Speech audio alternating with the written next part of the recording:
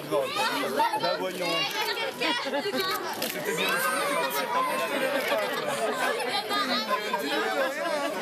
On voit qu'on peut les leçons. Tu peux en mettre en top. Attendez.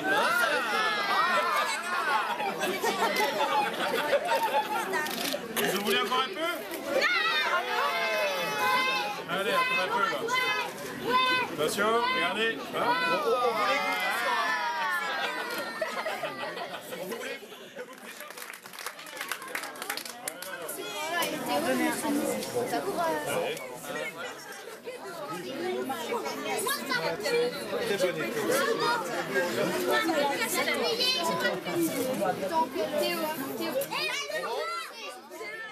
Donc je vous propose qu'on commence parce que le programme en plus de Patrick Weiten en tant que président du Conseil Général et notre Conseil Général est particulièrement dense depuis ce matin, je crois avec des projets majeurs.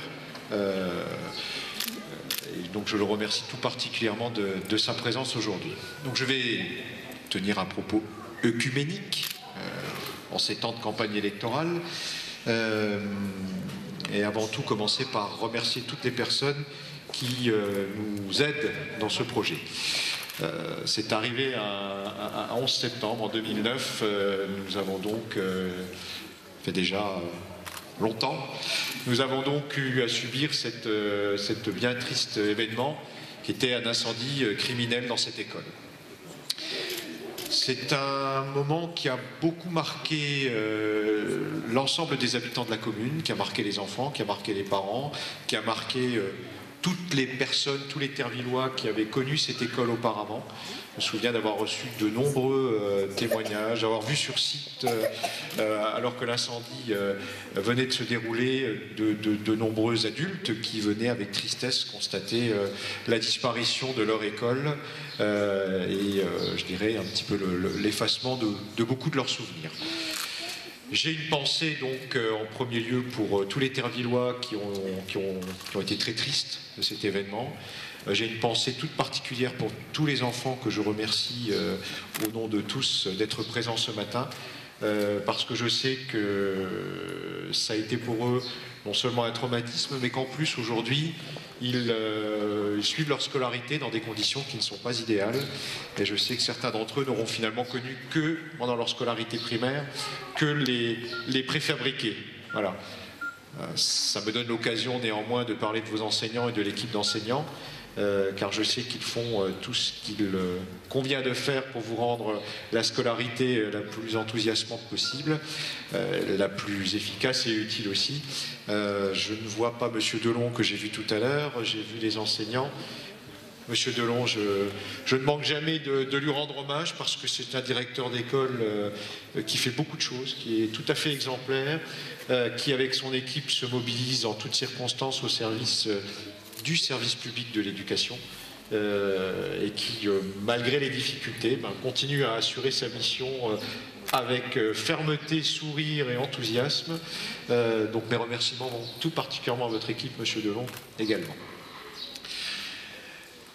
J'ai en tête aussi les forces de police, notamment les agents de police judiciaire, les officiers de police judiciaire, les magistrats qui ont travaillé sur l'enquête qui a été longue et difficile, qui se sont tout particulièrement investis, notamment parce qu'on s'attaquait à un symbole de la République et du service public, et indirectement aux enfants. Un très gros travail a été fait, donc je ne manque pas de les remercier. J'ai une pensée aussi à cette occasion pour Bernard Niquet, avec qui j'avais un lien de réelle sympathie, qui nous a quittés, qui a beaucoup fait pour nous aider dans ce projet. Puisque je suis dans le corps préfectoral, j'ai une pensée également pour François Marzorati, qui n'est pas là aujourd'hui, le sous-préfet, parce que nous sommes en période de réserve pour cause d'élection. François Marzorati s'est démené pour nous permettre d'obtenir un certain nombre de subventions de l'État avec une énergie qui ne s'est jamais démentie, et ce n'était pas simple parce que ses moyens étaient très très limités. Évidemment, ils sont très nombreux, les sapeurs-pompiers, qui ont été au premier plan des interventions, qui le sont toujours. ne manque pas non plus de saluer Francis Arter, puisque nous avons un corps de sapeurs-pompiers volontaires particulièrement actif à Terville et très impliqué dans le travail qui se fait au niveau de l'ensemble de la, je ne sais pas si on peut dire circonscription, en tout état de cause, ce sont des agents du service public qui sont non seulement impliqués dans la commune de Terville, mais bien au-delà et qui font, à côté de leur profession, de gros efforts constants de disponibilité et de formation. J'en arrive aux responsables politiques. Je salue la présence de Brigitte Weiss, qui est venue, qui est à la fois conseillère régionale, qui est notre voisine, qui est première adjointe au maire de Thionville, mais qui est aussi venue, je crois, si j'ai bien compris, Brigitte, par affection pour cette école que tu as connue dans une vie passée, ou il y a quelque temps en tout cas. Je salue la présence de François Grosdidier, qui est sénateur de la Moselle. Je rappelle qu'il nous a permis d'obtenir une subvention exceptionnelle du ministère de l'Intérieur. Je le remercie, parce qu'il a fait partie des personnes qui nous ont accompagnés pour trouver des financements pour ce projet, puisque quand bien même notre ville est sortie de ses difficultés financières, quand on a des mauvaises surprises qui se chiffrent à quelques millions et qu'il faut financer, on est bien heureux de trouver une écoute bienveillante, de l'aide et surtout des subventions. Je réserve évidemment mes derniers remerciements à l'attention du président du Conseil général, Patrick Bayton, notre conseiller général. Je n'hésite pas à dire que sans son aide, sans l'aide du Conseil général, nous aurions eu de réelles difficultés pour reconstruire cette école. Il en dira un mot tout à l'heure. Surtout, nous l'aurions faite, évidemment, nous l'aurions faite dans les mêmes délais, mais nous aurions dû abandonner d'autres projets qui sont attendus par les Tervillois, comme notamment une salle de sport digne de ce nom, puisque je répète que nous sommes dans cette ville de 7000 habitants qui revient de loin, encore pas équipée d'un réel gymnase. J'ai un petit regard pour mon camarade de jeu Jean-Marie Mison, qui aujourd'hui a aussi des difficultés à résoudre de même nature suite à l'incendie qu'il a connu dans sa commune il y a quelque temps. Voilà pour les remerciements. Je ne manquerai pas d'avoir une pensée évidemment pour toute mon équipe municipale et tous les agents de la commune de Terville.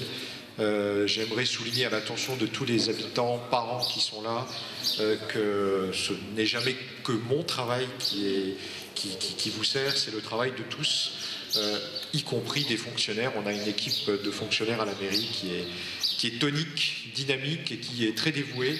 Je peux vous assurer que sans leur débrouillardise et leur engagement sans faille tous les jours, nous n'aurions certainement pas les résultats que nous obtenons. Voilà pour les remerciements. Je vous dis, je vérifie quand même que je ne fais pas une énorme gaffe en oubliant l'un ou l'autre de tous ceux qui nous ont accompagnés dans ce projet. Alors ceci dit, j'ai dit c'est œcuménique aujourd'hui, nous sommes en période de campagne électorale, chacun connaît mes convictions personnelles. J'ai choisi de ne pas m'exprimer de trop sur les sujets nationaux parce que je pourrais être amené à dire des choses qui pourraient déplaire. Bon, j'espère en tout état de cause que dans les semaines à venir, nous aurons tous une satisfaction quant à la demande des citoyens, qui est qu'un réel débat se pose dans notre pays et qu'un réel projet pour la France émerge. Ça ne m'interdit pas tout de même d'avoir un petit mot sur le service public de l'éducation. Je suis, vous le savez, tout à fait favorable à une réforme de l'État qui me semble plus que nécessaire et qui doit être menée avec la plus grande vigueur, parce que sinon nous ne sauverons pas le service public. J'aimerais néanmoins dire, et ce n'est pas un propos politique, c'est un propos qui touche plus à la sociologie de notre pays, je vous en dirai un mot tout à l'heure, que je soutiens en toutes circonstances les enseignants sur le terrain, et que je trouve, je leur passe toujours ce message, toujours très triste pour notre société et inquiétant que nous ne sachions pas reconnaître la fonction d'enseignant comme il se doit, que ce soit en termes de statut, de rémunération, mais surtout de moyens, et notamment de moyens humains. L'administration d'éducation nationale est un gigantesque monstre qui a une certaine tendance à se réformer en supprimant des postes sur le terrain, mais pas beaucoup dans les administrations centrales. Là, c'est le gros problème. Ce n'est pas une histoire politique, hein, je vous redis. mettons de côté les histoires droite-gauche et la campagne, c'est un problème sociologique. Ce sera le seul propos un petit peu inconvenant que je tiendrai aujourd'hui. Je pense que dans notre pays, nous avons un grand problème, c'est que nous avons beaucoup trop de gens intelligents, comme je l'ai déjà dit, que ce soit aux fonctions politiques ou aux hautes fonctions administratives, qui ont une grande préoccupation de maintenir leur statut, voilà, mais qui nous privent, nous autres enseignants de terrain et élus de base, de notre capacité à faire mieux pour vous. Voilà. Je pense que un des véritables enjeux, et l'éducation en est un très bon exemple de la France de demain, c'est surtout de casser ce monopole de quelques centaines de personnes, notamment énarques. J'ai rien contre les énarques systématiquement, mais enfin ils pèsent lourdement sur l'immobilisme de ce pays. Donc un des enjeux majeurs des années à venir, ce sera d'arriver à casser ce gouvernement des prétendues élites et à laisser, comme nous le faisons localement, et François Grosdidier et Patrick Weiten en sont de bons exemples, à laisser un petit peu les gens de terrain avancer, faire, décider et obtenir des résultats. Deuxième petit propos, non pas politique, mais petit rappel sur les enjeux des institutions. Moi j'entends beaucoup, là c'est à nouveau, c'est pas une histoire droite-gauche, hein, j'entends beaucoup des gens très très intelligents qui font des grandes études sociologiques expliquer ou institutionnelles qu'il y a beaucoup trop de communes en France et que tous nos problèmes sont notamment liés à la multiplicité de ces communes, à l'argent qu'on dépense et je ne sais quoi. Je vais vous dire, j'espère que nous saurons, nous tous, élus de base et vous tous, citoyens, préserver cet échelon communal parce que quoi qu'il en soit, c'est un des échelons, à mon sens, les plus efficaces des institutions françaises. C'est celui que vous connaissez le mieux, qui vous est le plus proche et qui, à mon sens, est le meilleur garant d'une certaine vie démocratique dans notre pays. Voilà. Donc c'est un plaidoyer pour les élus que nous sommes, et qu'ils soient de droite ou de gauche, à nouveau, la difficile mission que nous menons, et comme toujours, vous le savez, un petit coup de griffe quant à nos super élites, super intelligentes. Voilà. C'est une des pires des choses en politique, hein, c'est être intelligent. Hein. Moi, je pense que la première qualité d'un homme politique, c'est d'avoir le sens du résultat, le sens de l'écoute, de l'empathie pour ceux qu'il représente. Voilà, laissons l'intelligence là où elle doit être, mais certainement pas dans l'action politique de terrain.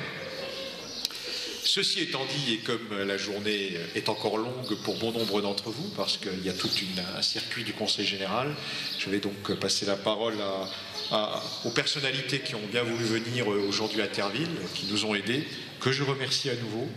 Je suis très très heureux de cette journée. On tord le cou aussi à une rumeur. Terreville, c'est une ville de rumeurs. Enfin, bon, toutes les communes la rumeur est toujours présente. Mais donc l'histoire, c'était que non, l'école ne se ferait jamais. Et puis de nouveau qu'on était ruinés, etc. Bon, voilà, la meilleure réponse, ce qui n'est pas c'est un hasard que les choses se passent comme ça. C'est la pose de cette première pierre et c'est les aides qu'on nous annonce pour la réalisation de l'école. Merci à tous.